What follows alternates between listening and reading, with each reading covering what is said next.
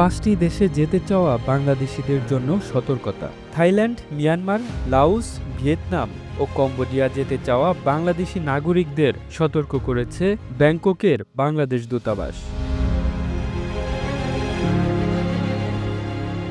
এক প্রেস বিজ্ঞপ্তিতে এ সতর্কতা জারি করা হয়। প্রেস বিজ্ঞপ্তিতে বলা হয়, প্রবাসী কিছু অসাধু ব্যক্তি ও ওইসব দেশে গড়ে ওঠা বেশ কিছু স্ক্যাম প্রতিষ্ঠান, computer operator, typist, call centre operator সহ বিভিন্ন পদে আকর্ষণীয় বেতনের প্রলোভন দেখিয়ে নিয়োগের লক্ষ্যে বিভিন্ন অনলাইন মাধ্যমে ভুয়া website, email, Facebook, WhatsApp, Telegram সহ ইত্যাদি সোশ্যাল মিডিয়ার মাধ্যমে নিয়োগ বিজ্ঞপ্তি প্রচার করছে। কি পাসপোর্ট করার ভয়ে বিদেশ যেতে পারছেন না? অনেক ঝামেলা মনে হচ্ছে? তাহলে ভয়ের কিছু নেই, আপনার পাসপোর্টটি আমরাই করে দিতে পারবো। মাত্র 21 দিনেই পাসপোর্ট পাবেন ঘরে বসেই। আর এর জন্য যে সকল ডকুমেন্টস আমাদেরকে দিবেন, আপনার জাতীয় পরিচয়পত্রের সামনে ও পেছনে স্পষ্ট ছবি তুলুন। এরপর ছবিটি আমাদের হোয়াটসঅ্যাপ নম্বরে এক্ষুনি পাঠিয়ে দিন। আমরা আপনাকে সামারি পেজ দেব। আপনার টাকা আপনি ব্যাংকে জমা দিবেন। যে কোনো প্রয়োজনে আমাদের হোয়াটসঅ্যাপ নম্বরে যোগাযোগ করুন।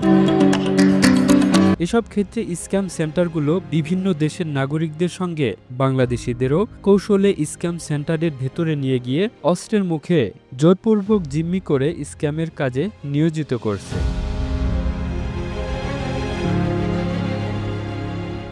ব্যাংককের বাংলাদেশ দূতাবাস মিয়ানমার ও কম্বোডিয়ায় গড়ে ওঠা স্ক্যাম সেন্টারগুলো থেকে মুক্তি পাওয়া বা পালিয়ে আসা বেশ কিছু বাংলাদেশি নাগরিককে ইতিমধ্যেই দেশে ফেরত আনতে পেরেছে।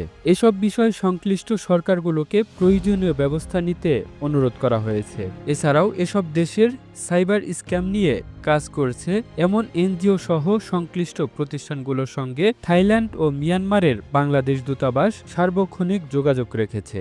বিদেশে চাকরির উদ্দেশ্যে গমনেচ্ছুক বাংলাদেশি নাগরিকদের এসব দেশে কম্পিউটার পরিচালনা সংক্রান্ত চাকরির প্রস্তাব পেলে অধিকতর সতর্কতা অবলম্বনের পরামর্শও দিয়েছে দেশটির সরকার।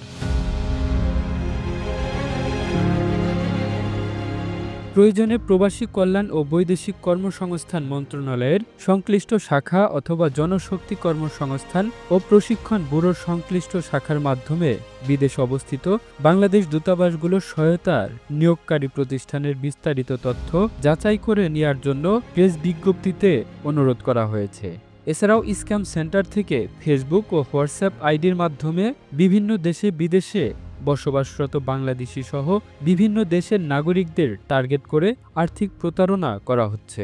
দেশে বিদেশে বসবাসরত বাংলাদেশিরা ক্রিপ্টোকারেন্সির মাধ্যমে প্রতারকদের অ্যাকাউন্টে বিনিয়োগ করলে প্রতারক চক্রটি তাৎক্ষণিকভাবে এসব লেনদেনের অ্যাকাউন্ট বন্ধের মাধ্যমে অর্থ আত্মসাৎ করছে। এ বিষয়ে দেশে বিদেশে বসবাসরত বাংলাদেশিদের সোশ্যাল মিডিয়া ব্যবহারে আরও সতর্কতা অবলম্বনের পরামর্শ দেওয়া হয়েছে।